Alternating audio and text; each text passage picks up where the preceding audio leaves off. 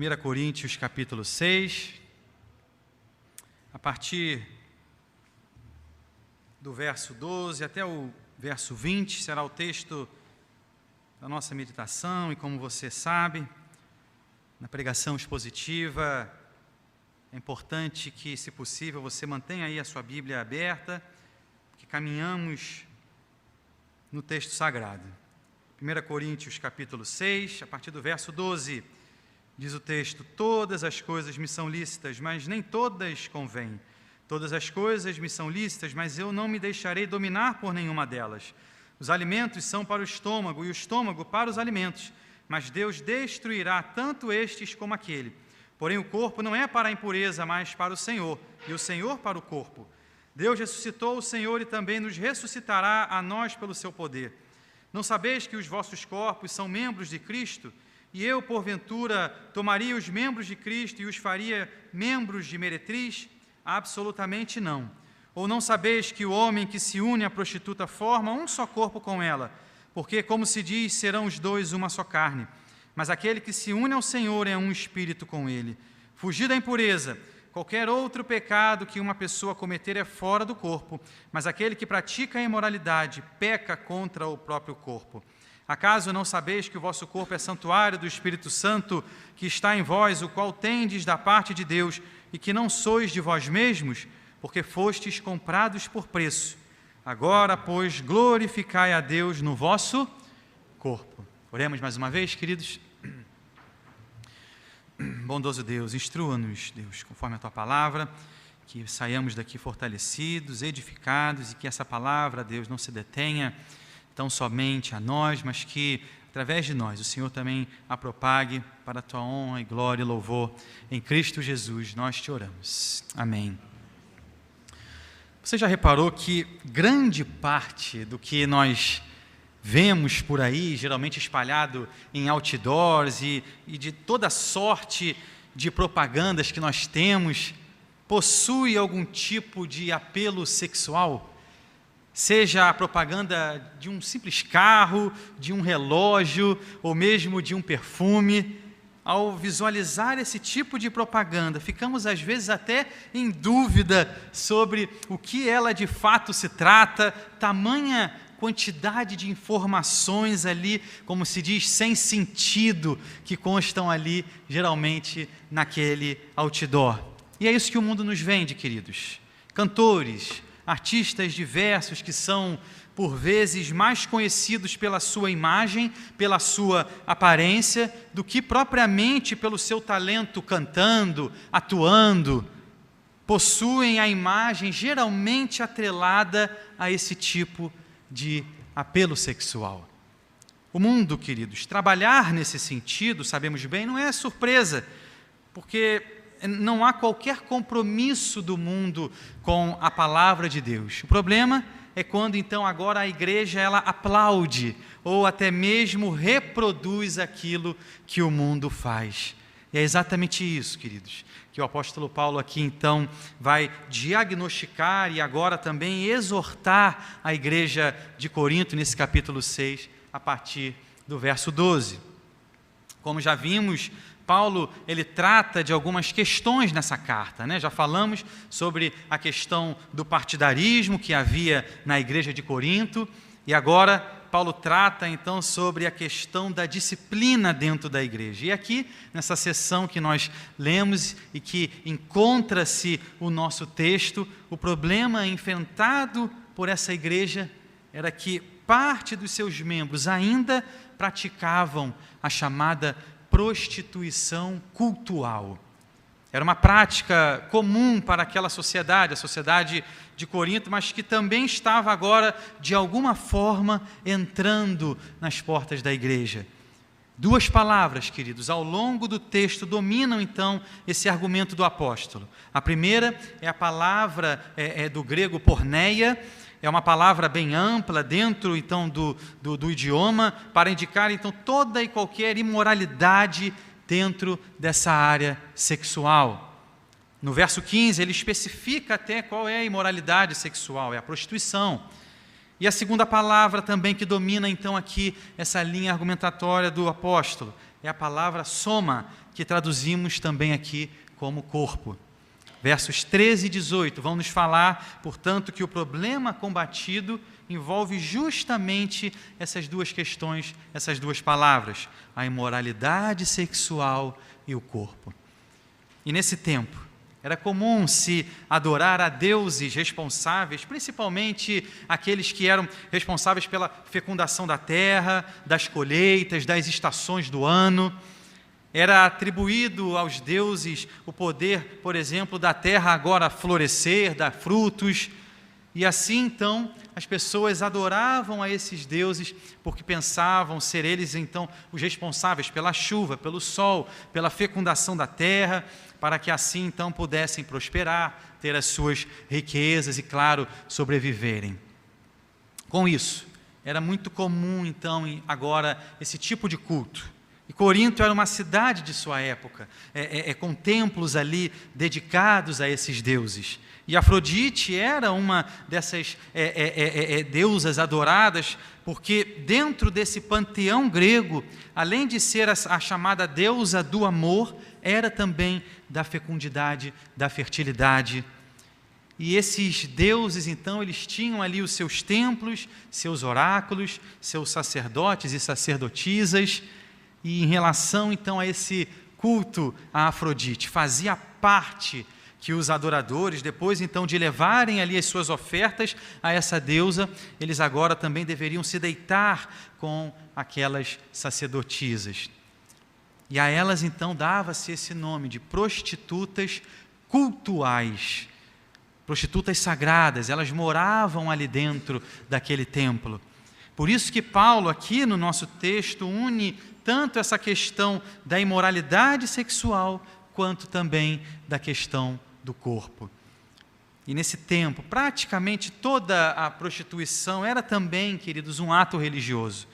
E assim agora Paulo então combate essa terrível prática de alguns de continuarem então a ir, a frequentar esses templos, participarem da chamada prostituição cultual, como faziam antes de conhecer a Cristo Jesus. E veja, essa questão da idolatria, ela será combatida por Paulo lá na frente, no capítulo 10, nós vamos chegar lá, mas aqui nesse capítulo 6, o seu foco está de fato nessa questão da imoralidade. Paulo faz então essa exortação, exaltando a figura do corpo, e a própria ideia da imoralidade, de relacionar-se com uma prostituta, é uma ideia extremamente degradante ao corpo. É um ato que está, na verdade, muito abaixo da dignidade que Deus deu ao corpo humano. Esse era um posicionamento que ia contra aquilo que, por exemplo, acreditavam os gregos, platonistas, de que a matéria era má e que o espírito era bom. Muitos ainda possuem, queridos, um discurso semelhante a esse, quando falam, por exemplo, de salvação de almas. Mas a salvação, como sabemos, também é para o corpo. Somos seres constituídos de corpo e alma. E assim, Paulo então se movimenta na contramão da sua época e combate a prostituição e qualquer coisa que venha agora a diminuir o corpo humano dado por Deus. Com isso, Paulo, então, agora vai nos trazer alguns princípios preciosos para a nossa caminhada cristã. E o primeiro princípio nós vemos aí, nos versos 12 e 13. Não transforme a liberdade cristã em libertinagem. Versos 12 e 13, queridos. Todas as coisas me são lícitas, mas nem todas me convêm.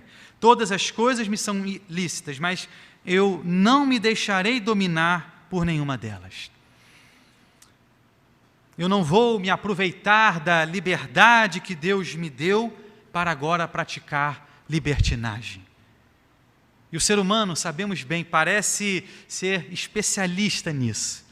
Busca alterar, transformar as coisas agora para justificar os seus próprios pecados. E aqui Paulo, então, vai nos mostrar os limites da nossa liberdade cristã. Quando que ela termina? Termina quando, então, eu quebro a lei de Deus. Eu não posso ultrapassar o limite da liberdade. Quando eu ultrapasso, estou em pecado. Algumas versões desse texto sagrado, queridos, como por exemplo na NVI, Nova Versão Internacional, já trazem essa primeira frase do verso 12, entre aspas, ela diz assim: todas as coisas me são lícitas.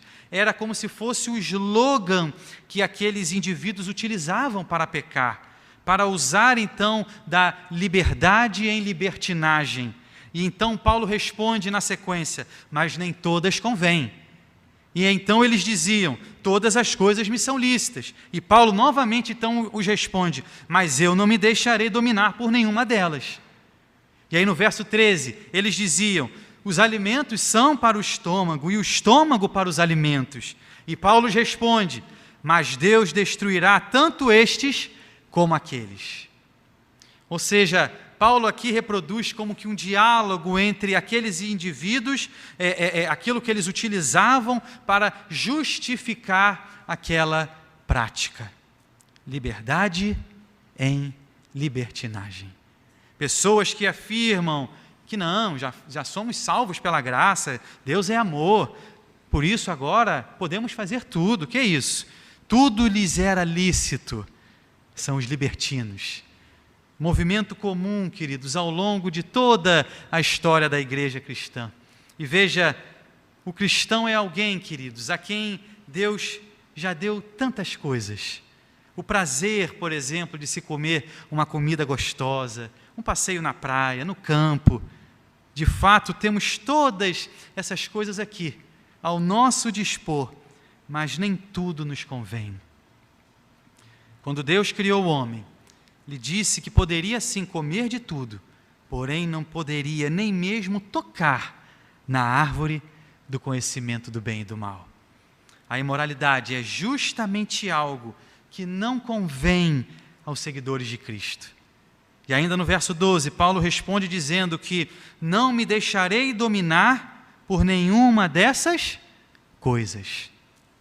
O prazer que isso vai gerar, queridos, não pode dominar sobre a minha vida, ao ponto de eu perder agora o meu domínio próprio. Comer é algo maravilhoso. A questão do paladar, sentirmos aí a textura dos alimentos, da combinação dos sabores, mas eu não vou me deixar dominar pela glutonaria. Aliás, um pecado que muitos por aí têm diminuído ou até mesmo desprezado, como se fosse uma lei que simplesmente caiu, que não estivesse mais aí valendo. Nada pode dominar sobre mim. O que é um deleite, poder desfrutar de uma boa refeição, pode acabar virando um abuso, um exagero, fazendo então agora com que eu tropece e peque.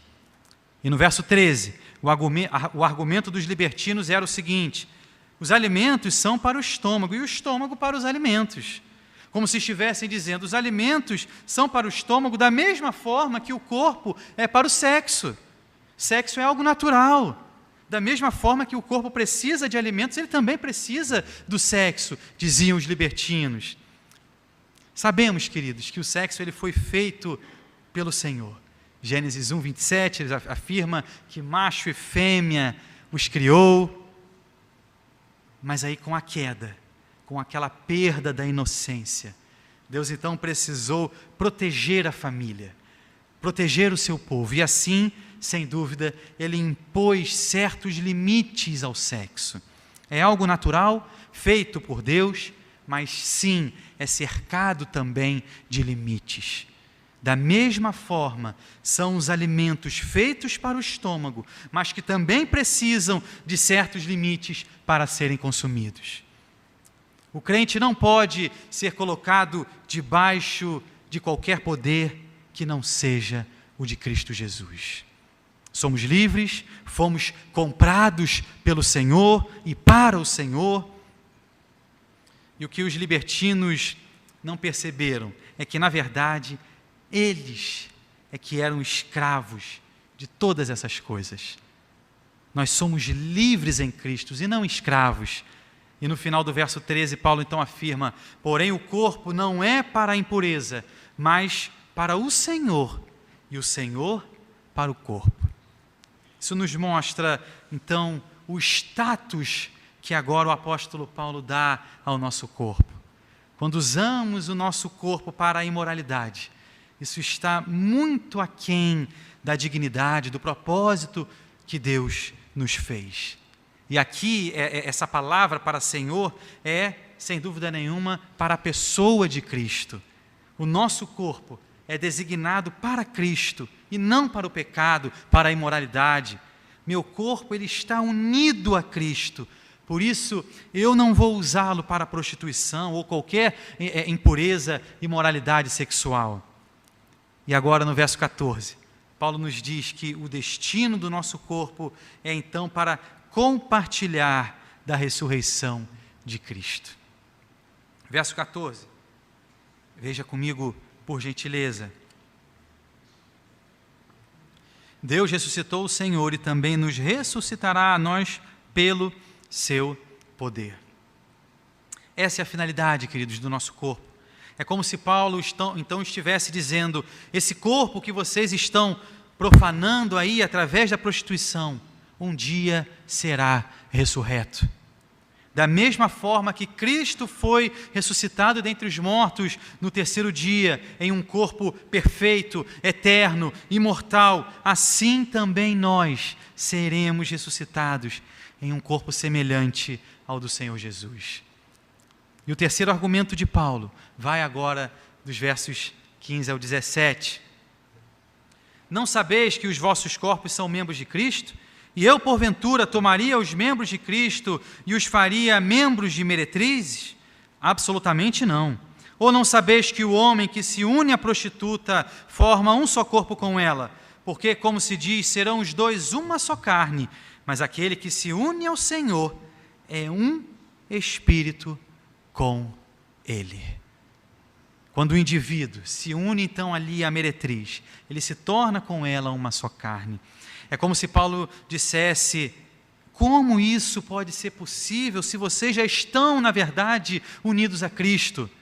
Vocês já foram unidos a Cristo. Como assim você se unirá na prostituição a uma meretriz? O crente é unido a Cristo e será ressuscitado no último dia. É completamente incompatível esse corpo, então, unir-se nesse tipo de imoralidade sexual. Por meio do seu sangue, nós somos unidos, pertencemos agora a Cristo Jesus. E a união entre Cristo e seu povo, sua igreja, é uma doutrina bíblica que nos diz que os nossos corpos, nossas almas estão unidas com Ele. Não podemos participar da vida de Cristo e também da vida do mundo, do nosso tempo. Nem nossos corpos podem ser membros de Cristo, mas também ter comunhão com o pecado, com a imoralidade sexual. E veja que expressão forte aqui no verso de número 17. Mas aquele que se une ao Senhor é um espírito com Ele. Nós recebemos Cristo em nós, queridos. Se você está unido, ligado a Cristo, é preciso que você então entenda a gravidade da impureza sexual, a gravidade do adultério, a gravidade da fornicação, a gravidade de se viver uma vida impura, mas advogando ter sim união com Cristo, a gravidade da pornografia. Tudo isso é incompatível, é contrário à lei de Deus. Precisamos, queridos, ao contrário, buscar a pureza na vida. A maneira como nós nos expressamos, como nós olhamos, a maneira, na verdade, como nós nos dirigimos às pessoas. Fugir da imoralidade ao falar, da imoralidade no olhar, vivendo então uma vida santa, pura, para a glória de Deus. E o verso 19 é a pergunta que o apóstolo Paulo então faz, e nós fazemos também. Diz o texto, verso 19: acaso não sabeis que o vosso corpo é santuário do Espírito Santo, que está em vós, o qual tendes da parte de Deus, e que não sois de vós mesmos? Essa palavra aqui, queridos, para santuário, é para designar aquele lugar específico ali dentro do templo. Somente, então, os sacerdotes, eles poderiam ali entrar e na verdade, uma vez ao ano, levando, então, um sangue de animal no chamado dia da expiação. Era o local da habitação de Deus. Paulo agora toma esse termo que se refere, então, a esse lugar, para agora falar do corpo do cristão. Deus não habita mais em templos, mas habita no cristão. Vocês são santuário de Deus. Não podem só fazer aquilo que querem, porque esse corpo, pela presença do Santo Espírito, pertence a Deus. Um comentarista, Simon Kistemaker, ele comenta assim: quanta honra ter o Espírito de Deus habitando dentro de nós. Para o cristão, não num local geográfico fixo, e sim no corpo do crente individual, é onde o Espírito de Deus se agrada viver. Nós não somos os donos de nosso próprio corpo, porque Deus nos criou, Jesus nos redimiu, e o Espírito Santo faz a sua habitação dentro de nós. O Deus triuno reivindica que pertencemos a Ele. E o verso 20 nos diz que esse corpo, então, foi comprado. Porque fostes comprados por preço. Agora, pois, glorificai a Deus no vosso corpo. O sangue precioso de Cristo Jesus, queridos, é o que nos comprou. Esse sangue tão valioso comprou o nosso corpo. E essa compra, queridos, ela atinge o ser humano como um todo, a nossa alma, o nosso corpo. E com isso, a conclusão do apóstolo Paulo é a nossa também. Veja aí o verso de número 18.